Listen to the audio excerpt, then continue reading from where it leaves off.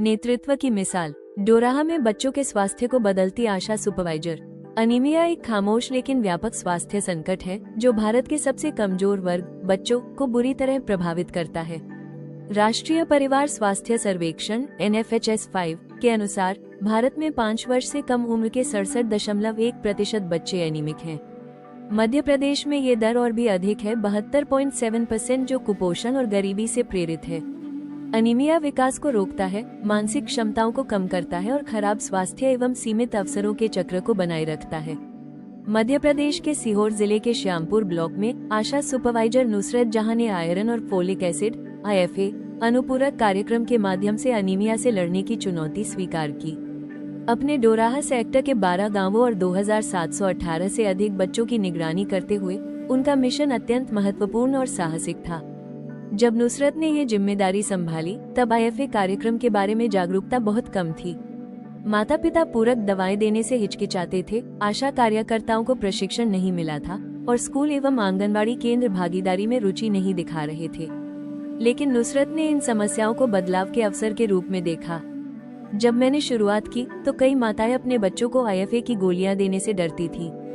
उन्हें लगता था कि यह कोई और दवा है। मुझे उन्हें शिक्षित करना था, नुसरत याद करती हैं। ये समझते हुए कि सामुदायिक भागीदारी इस कार्यक्रम की सफलता के लिए आवश्यक है, नुसरत ने माता पिता और देखभालकर्ताओं तक पहुंचने के लिए जागरूकता अभियानों की एक श्रृंखला शुरू की। उन्होंने समुदाय बैठकों और माइकिंग अभियानों के जरिए उन्हें सक्रिय रूप से जोड़ा और धीरे धीरे संदेह को स्वीकृति में बदला।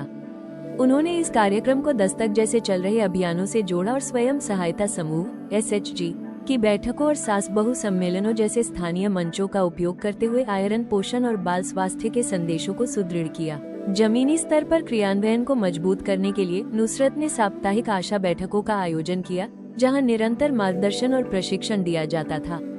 आशा कार्यकर्ता कविता अहिरवार बताती हैं, उन्होंने केवल यह नहीं बताया कि क्या करना है, बल्कि करके दिखाया।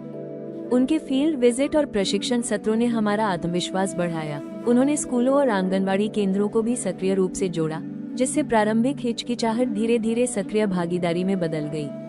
आंगनबाड़ी कार्यकर्ता प्रीति कुशवाहा कहती हैं, शुरुआत में हम सिर्फ देने में हिचकते थे, लेकिन नुसरत ने हमें उनकी महत्ता समझाई। अब हम इसे नियमित रूप से करते हैं। शिक्षकों ने भी सकारात्मक बदलाव देखे। GMS डोराहा गर्ल्स स्कूल की शिक्षिका शाहीन जहां कहती हैं, पहले बच्चे कक्षा में सुस्त रहते थे।